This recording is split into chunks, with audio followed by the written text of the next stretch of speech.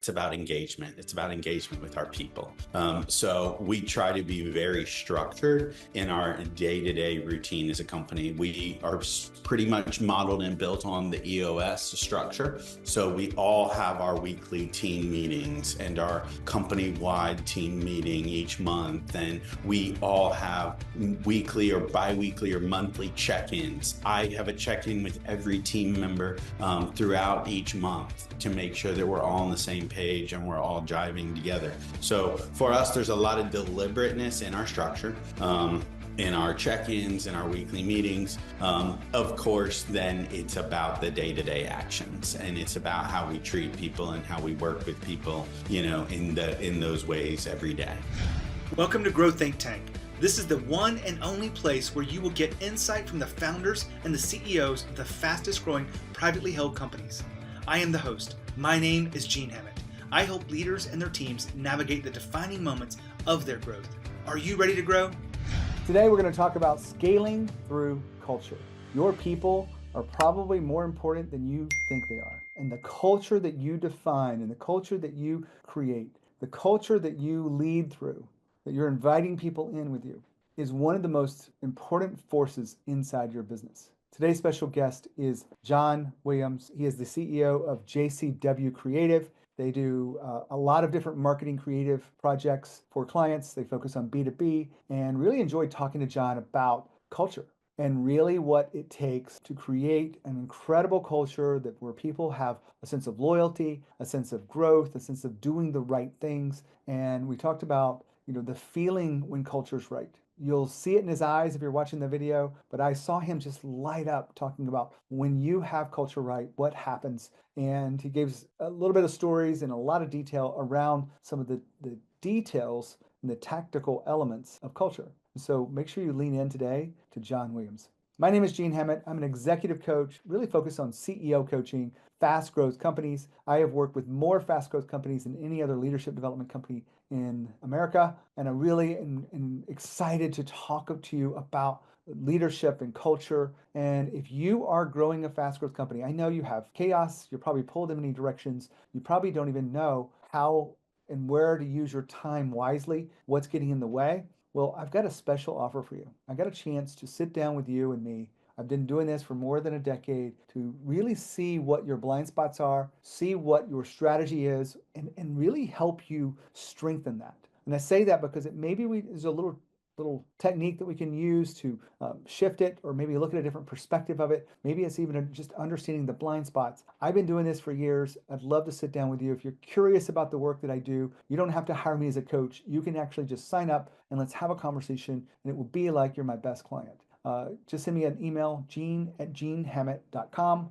And if you're curious about this and is it worth your time, here's what I'd like to say. I've developed tools over the last 12 years that accelerates fast growth companies to understand where they are, what's missing, and help them identify how to move forward with clarity and confidence. When you know without a doubt about what their next steps are, you will take them, you will align the people around you, and you will move forward. But when you just show up every day and put your head down and do work, you don't have a chance to do that. So send me an email, gene@genehammett.com. Let's talk about your business. I promise not to sell you. If you wanted to buy something, you wouldn't be able to buy it that day. We would have to schedule another meeting down the road to go over how we would work together. So this call would just be about you and me getting clear about what's next for you and your business. Now, here's the interview with John. Hey, John, how are you?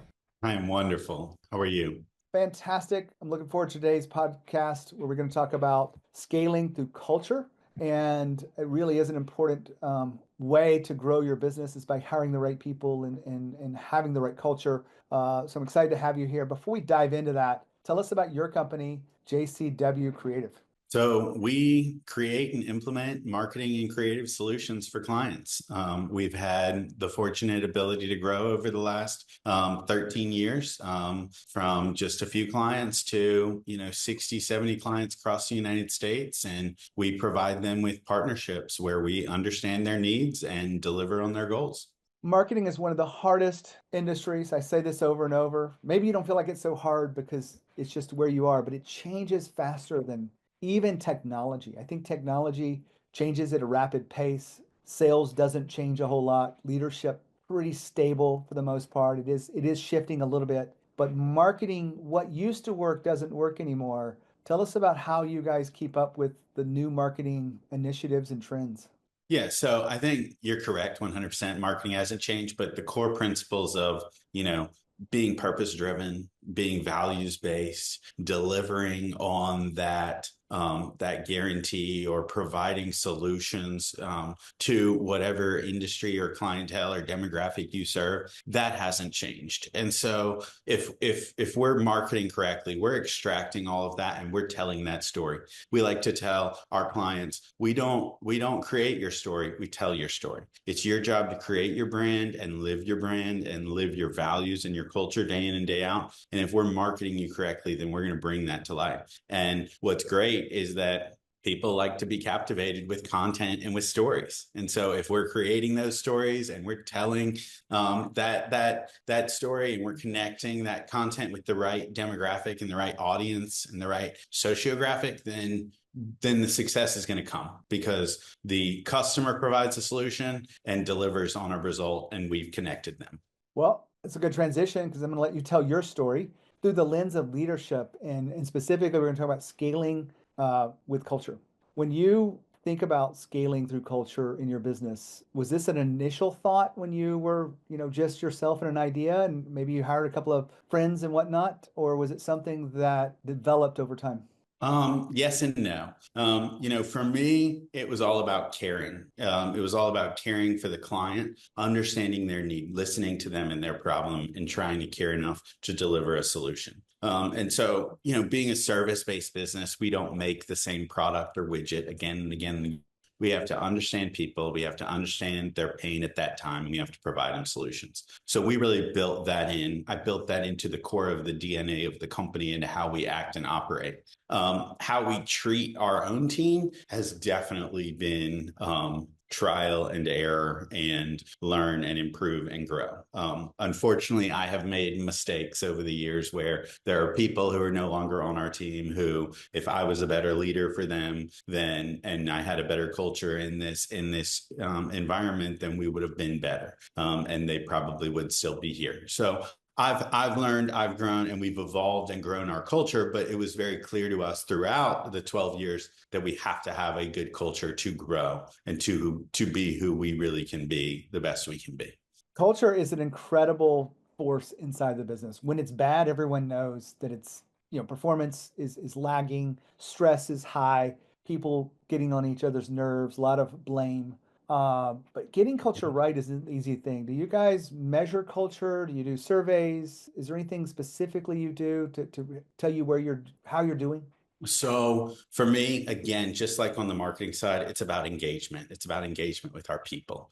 So we try to be very structured in our day-to-day routine as a company. We are pretty much modeled and built on the EOS structure. So we all have our weekly team meetings and our company-wide team meeting each month. And we all have weekly or biweekly or monthly check-ins. I have a check-in with every team member throughout each month to make sure that we're all on the same page and we're all driving together. So for us, there's a lot of deliberateness in our structure. In our check-ins and our weekly meetings. Of course, then it's about the day-to-day actions, and it's about how we treat people and how we work with people, in those ways every day. I want to make sure I heard you correctly. Monthly team member meetings. Is this just with your direct reports? Is it just with like people that are doing the important work, or is it literally everyone? Because I think you have 35 employees. 35 employees. You're correct. So I do a quarterly check-in with all team members. Thank you for clarifying that. Okay. Then your directors do monthly check-ins with their team members, all team members under them. And then our team leads do weekly check-ins with their direct reports. Okay.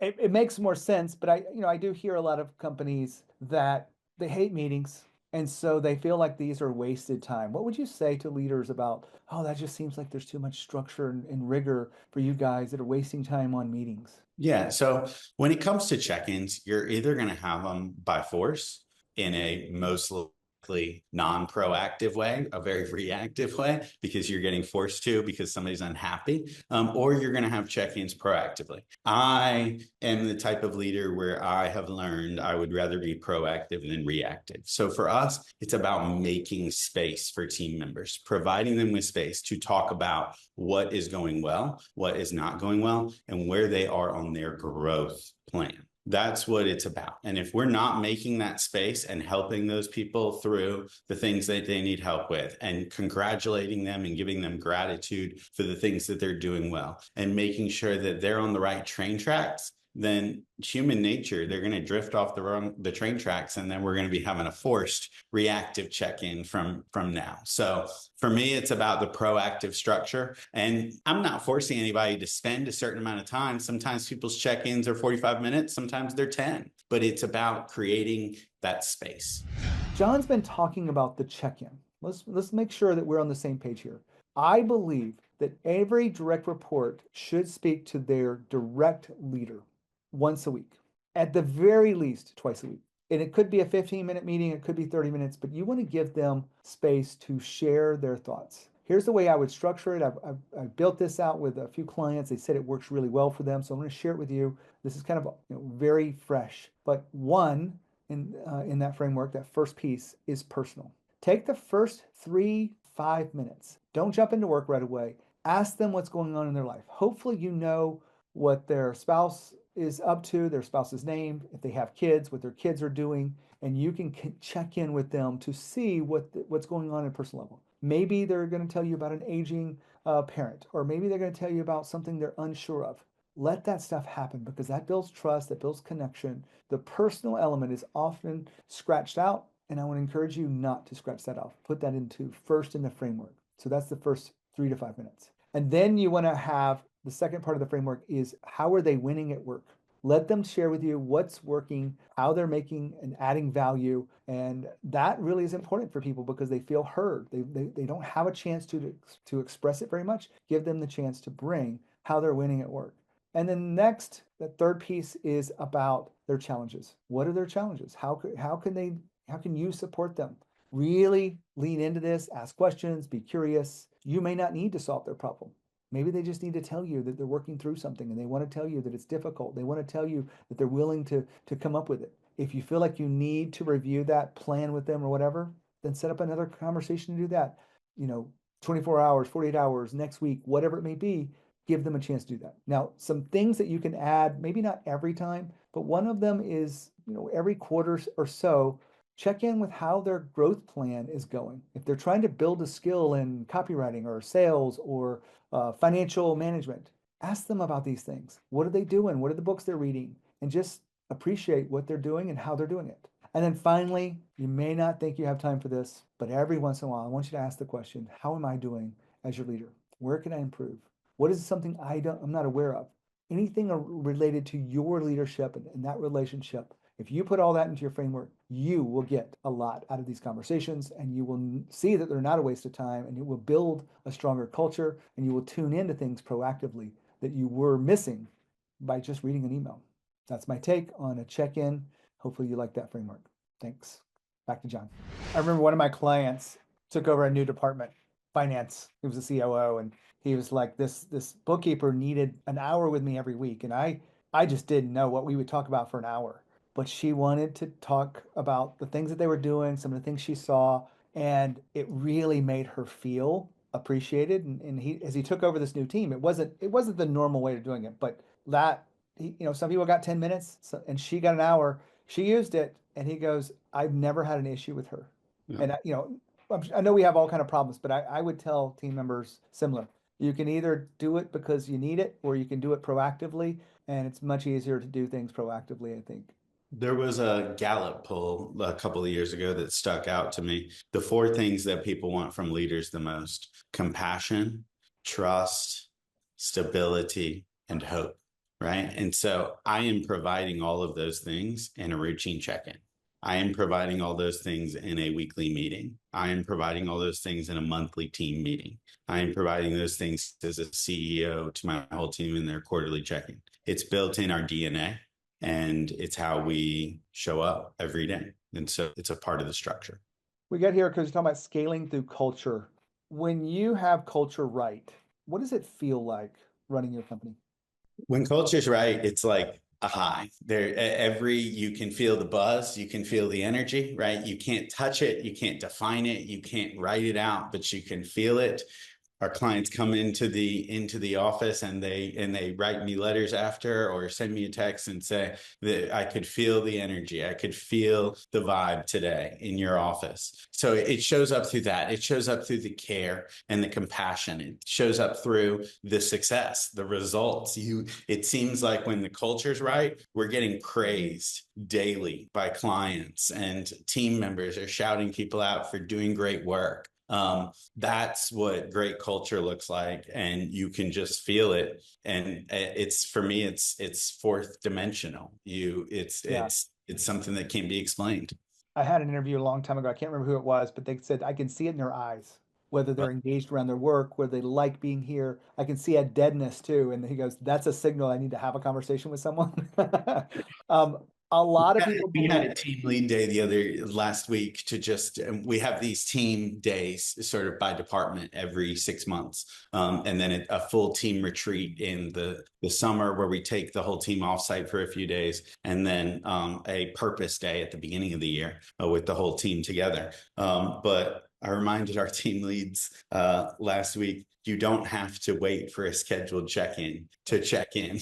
You know, yes, yeah, a check-in can be 2 minutes at the beginning of the day, the end of the day.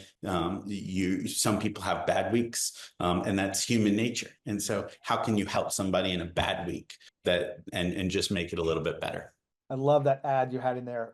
A lot of people think the understand culture is about, the pool tables, the ping pongs, the bing bag chairs, and all of these kind of sort of nice to haves. Yeah, I think they're completely wrong if they think that that's culture. that's true. Culture is about how people feel about the work, the people around them, how they feel about their growth. What would you add to what is culture? Let's see. Culture is like when your team delivers to your client like you would have. That to me is like, it's the DNA has run all the way through to where the bottom of the org chart is delivering for our client just like I would have. And getting that email or that text message or that phone call from a client. I got a phone call from a client at 4 o'clock on Friday when I was at my son's school at a Mardi Gras parade, from a client just saying thank you. The meeting this morning that we had with your team was amazing. I wasn't there, but they loved our team. They love our vibe. They love everything we do for them and how we deliver. And it was just to say thank you. And I was answering because I thought it was an emergency, but it was just to say thank you. And so I got to hang up and go back to my son's parade, knowing that my team has impacted our clients and our output and the value that we bring them in the same way that I would have. I love this conversation on scaling through culture. Sometimes culture goes awry. Many times it's a toxic employee. Sometimes it's a leadership issue that hasn't been proactive. Have you ever had to do a turnaround in culture? Absolutely. Absolutely. Can you guide us through kind of what was going on and kind of what you did? Yeah, so it was at our last growth cycle. And in the 13 years of the business, we've kind of had 3 growth cycles to level us up. So we're at, 4 or 5 million in revenue right now this year, and 35 team members. And so, we've had our different chapters. And this most recent chapter, we physically moved our space from one building where we had been for the first 10 years, if you will. And gotten up to 19 people in 2,000 square feet. So it was a very close, tight-knit, team. And then how were we going to transfer that to a 3 times the space, going from a very IKEA, sort of bootstrap startup vibe to a more, elevated look and feel, because we've been alive now for 10 years and we're bigger and we're trying to level up who we are. And so we got to that spot, and you just learn that, hey, just because everyone was on that boat with you at the last chapter, Maybe not everyone is ready for the next chapter, right? Maybe some people say that they are, but emotionally or where they are in their life, they're not really ready for it. And so being a change manager through that transition, I thought it was just a physical transition from one space to the next, but it was so much more. It was a cultural level up transition. It was a raise the bar transition. And we found in that first year of moving from that building to this building that not everyone on our team wanted to actually be a part of who we were a year later in this new facility and in this new way of thinking that we had elevated ourselves to. And so we had to, as a leader, I had to learn that that's okay, first of all, and let's help people either get back on the tracks or get off the tracks. And, for years I took the management of people and the hiring of firing of people very seriously and very personally, and rightfully so. It's about people's livelihood and tenure as a part of the team.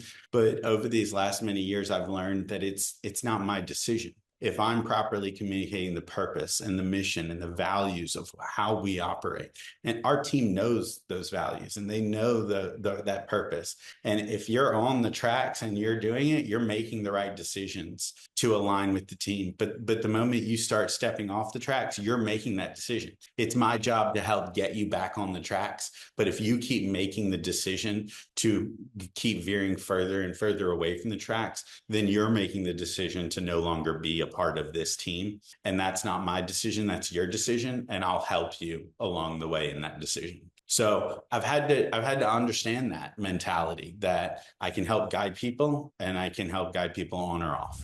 John's been talking about a cultural level up. Now, one of the concepts that comes up quite often in my coaching, also in entrepreneurial circles, is the Marshall Goldsmith book, What Got You Here Won't Get You There.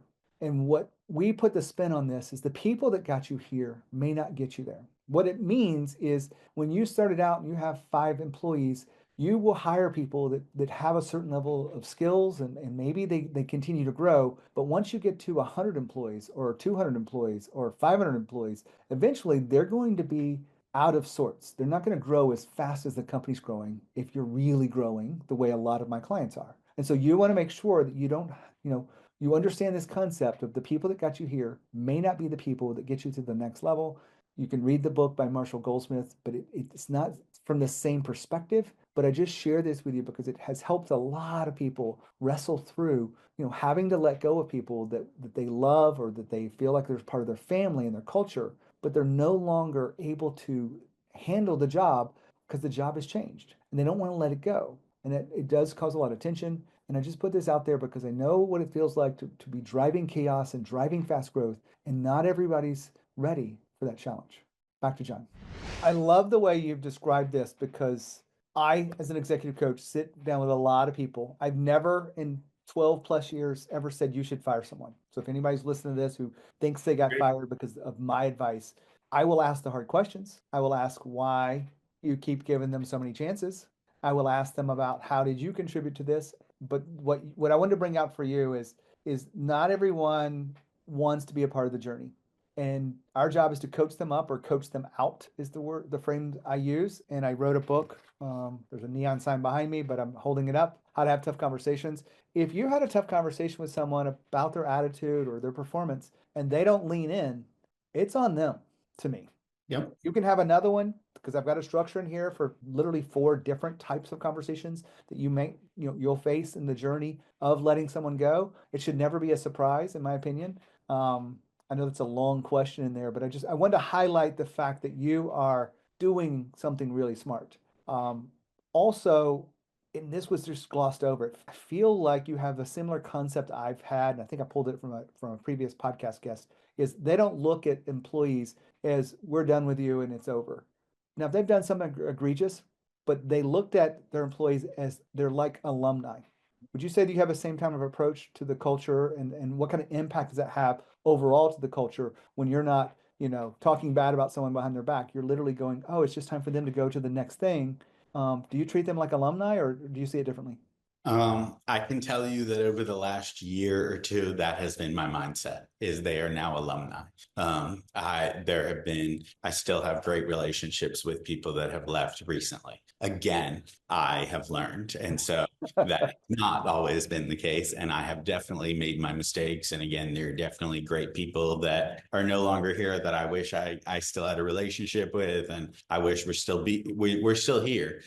Because again, I've definitely had to learn through it. But in the recent, that is absolutely our mentality. You are graduating, you are moving on.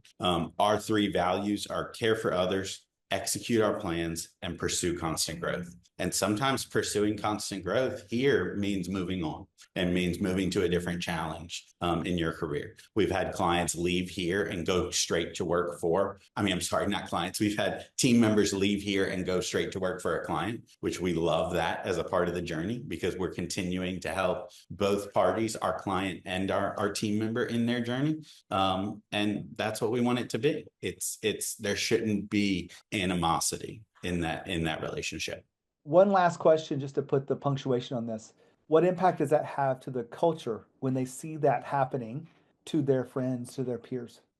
I think it's huge. I think that we had a team member leave a couple months ago. He had found another opportunity and he told our team, when he was telling our team that he was leaving, he said, "Y'all are all the most beautiful souls I've ever met. And I've never been a part of such an amazing team." Right. And so he was growing in his career and he's moving to another city and moving on in his jobs. But that was his leaving remarks for us. And so we have taught him, we have had an impact on him. He is growing and moving on. We're excited for him for that. Our team's crying. And so that's what we love. We try to give people a parting gift and thank them for their time and stay in touch as they move forward. But, nothing lasts forever and it's all a part of the journey.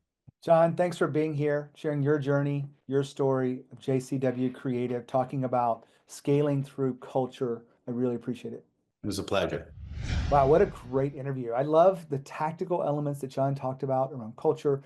Culture is such an important force. Scaling through culture is really the only way to really scale your business beyond just you, because you can't make all the decisions. You can't do all the work, even though you might be incredible at marketing or sales or spreadsheets or financial or structure, whatever it may be. You have to surround yourself with the right people, and you want to make sure you have the right culture. So hopefully you enjoyed me with scaling through culture. If I can help you in any way through the leadership development of managers to leaders or CEO development, make sure you send me an email, gene@genehammett.com. And as always, when you think about growth, when you think about leadership, think about Growth Think Tank. As always, with courage, we'll see you next time.